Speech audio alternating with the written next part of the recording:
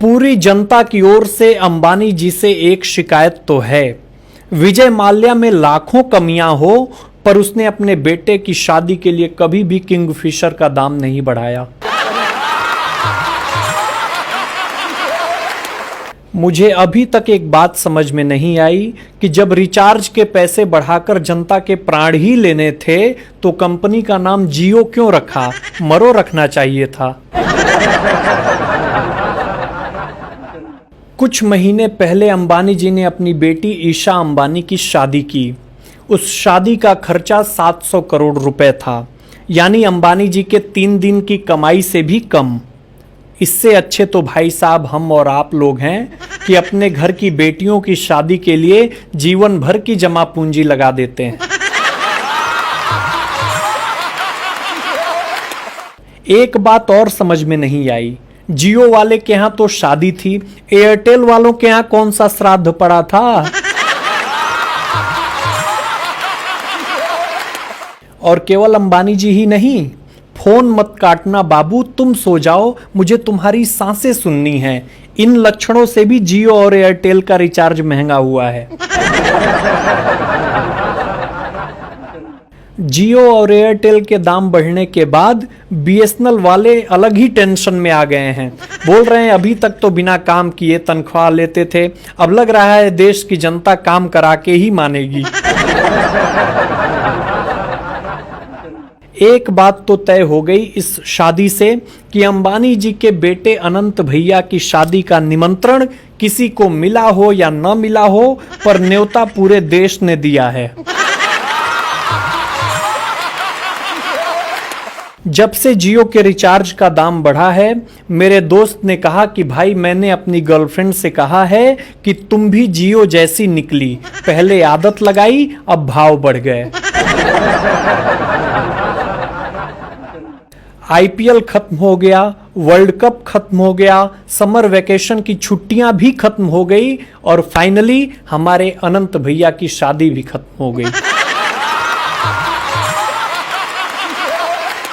जिस हिसाब से 20 से 25 साल के लड़कों के बाल सफेद हो रहे हैं, आने वाले समय में शादी के कार्ड पर लिखा जाएगा हल्दी से पहले हेयर डाई का कार्यक्रम शाम 7 बजे।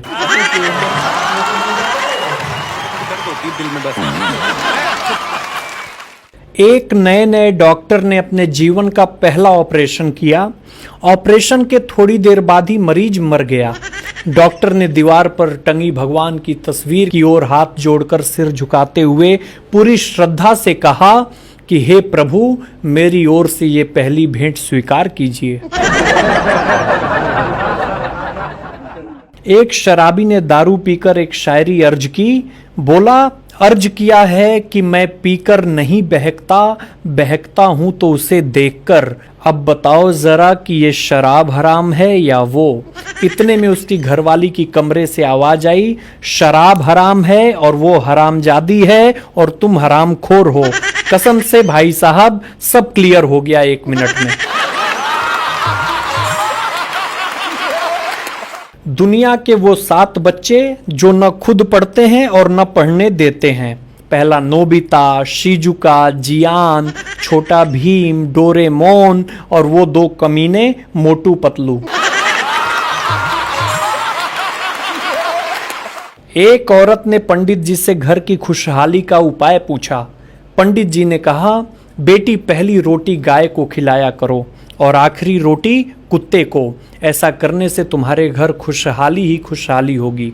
औरत ने कहा कि पंडित जी मैं तो ऐसा ही करती हूँ, पहली रोटी खुद खाती हूँ और आखिरी रोटी अपने पति को खिलाती हूँ। पंडित जी बेहोश हो गए। भाई साहब, कुछ बच्चे तो इतने क्यूट होते हैं कि उन्हें देखने के बाद उनकी मम्मी को भी देखने का मन करता है। शादीशुदा आदमी की जिंदगी में सुनो का अर्थ होता है बिग बॉस चाहते हैं आप कॉन्फेशन रूम में आए। एक पुलिस ने चोर से कहा कि तुमने एक ही दुकान में लगातार 3 दिन चोरी क्यों की? चोर कहा, साहब मैंने सिर्फ 1 दिन बीवी के लिए साड़ी चोरी की थी, बाकी 2 दिन मैं कलर बदलने गया था। ट्रेन में एक महिला बार बार अपने बच्चे से कह रही थी, बेटा हलवा जल्दी खा ले, नहीं तो साथ वाले अंकल को दे दूंगी। अंकल जी कुछ देर बाद बोले, बहन जी जरा जल्दी कीजिए, हलवे के चक्कर में मैं 3 स्टेशन आगे आ गया हूं। एक बात आप सबसे बता देना चाहता हूं, इंग्लिश के अलावा हिंदी में भी कुछ शब्द साइलेंट होते हैं। जैसे कि अगर ध्यान दिया जाए तो जब कोई दुकानदार भाव करते समय कहता है कि आपको ज्यादा नहीं लगाएंगे, तो इसमें चूना शब्द साइलेंट होता है। ठीक ऐसे ही शादी के समय ये कहा जाता है कि हमारी लड़की तो गाय है गाय, उसमें सिंग वाली शब्द साइलेंट होता है। विदाई के वक्त जब दूल्हे से कहा जाता है ख्याल रखना, इसमें अपना शब्द साइलेंट होता है। एक बीटेक वाले बच्चे से एक गुरुजी ने पूछा कि बेटा गुमशुदा और शादीशुदा में क्या अंतर है। बच्चा बोला, गुमशुदा घर से गुम और शादीशुदा घर में ही गुम होता है। एक 100 साल के बुजुर्ग दारू पी रहे थे। तभी किसी आदमी ने पूछा कि बाबा जी क्यों पीते हो, इससे लीवर खराब हो जाता है, आदमी जल्दी मर जाता है। बुजुर्ग बोला, क्या करूं बेटा, आदत पड़ गई है, शराब पिए बिना चैन नहीं आता। तभी वो आदमी बोला कि आपको कोई टोकता नहीं। बाबा बोले, बेटा क्या बताऊं, जो लोग टोका टाकी करते थे वे सब ऊपर चले गए। बहुत दिनों बाद आज तुमने टोका है, अपना ख्याल रखना। 21 साल के विवाहित जोड़े ने जब अपने खून की जांच कराई तो उनको शुगर निकला। जांच के बाद पता चला कि ये बीमारी उनको एक दूसरे को हनी, स्वीटी, चोकू, चोकोपी, स्वीट हार्ट, जानू, लड्डू आदि नामों से पुकारने के कारण हुई है। इसलिए मेरे भाइयों, अपने जीवन साथी को हमेशा करेला, हींग, हरी मिर्च, प्याज, लहसुन, काली मिर्च, लाल मिर्च, अदरक, नींबू, अमचूर आदि नामों से ही पुकारें और उनको शुगर होने से बचाएं। हमारे देवरिया गोरखपुर के लड़के भी कमाल के होते हैं। एक बाइक पर 2 लड़के बिना हेलमेट के जा रहे थे। तभी ट्रैफिक हवलदार सड़क पर चिल्लाते हुए कहा, रुको हेलमेट नहीं है। तभी वो कहा कि अरे साहब दूर हो जा, ब्रेको नहीं खे। एक जज साहब ने कहा कि तुम्हें तलाक क्यों चाहिए। पति बोला, जज साहब मेरी पत्नी मुझसे लहसुन छिलवाती है, प्याज कटवाती है और बर्तन मजवाती है। जज साहब बोले, इसमें दिक्कत क्या है, लहसुन को थोड़ा गर्म कर लिया करो, आसानी से छिल जाएंगे। प्याज को काटने से पहले फ्रिज में रख दिया करो, काटने के समय आंखें नहीं जलेंगी। बर्तन मांजने से 10 मिनट पहले भरे टब में डाल दिया करो ताकि आसानी से साफ हो जाएं। इतने में पति बोला, समझ गया हुजूर, अर्जी वापस दे दो, आपकी हालत मुझसे भी बुरी है।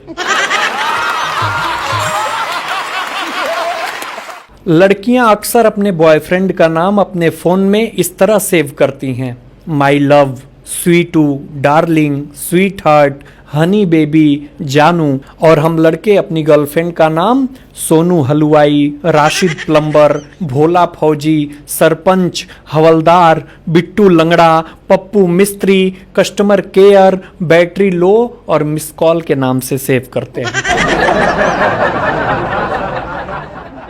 एक पार्टी में सुंदर सी लड़की से हंस हंस कर बात कर रहे पति के पास उसकी पत्नी आई और कही, चलिए घर चल कर के आपकी चोट पे आयोडेक्स लगा दूंगी। पति बोला, पर मुझे चोट कहाँ लगी है। पत्नी कही, अभी हम घर भी कहाँ पहुंचे हैं। एक डॉक्टर साहब ने एक मरीज की उंगलियों पर प्लास्टर कर दिया। मरीज बोला, मेरा तो आंख का ऑपरेशन हुआ है, तो आपने मेरी उंगली पर प्लास्टर क्यों किया। डॉक्टर बोला, ताकि तुम फेसबुक और व्हाट्सएप न चला सको और तुम्हारी आंखों को आराम मिले। एक पत्नी अपने बीमार पति को पीट रही थी। सास ने वजह पूछी तो पत्नी ने कहा, जी आयुर्वेदिक दवाई लाई थी, वैद्य जी ने कहा था कि अच्छे से कूट के देना। एक बार भगवान ने एक बूढ़े से पूछा, अब तुम्हारा बुढ़ापा आ गया है, कर्म के हिसाब से मुझे तुमको बीमारी देनी होगी।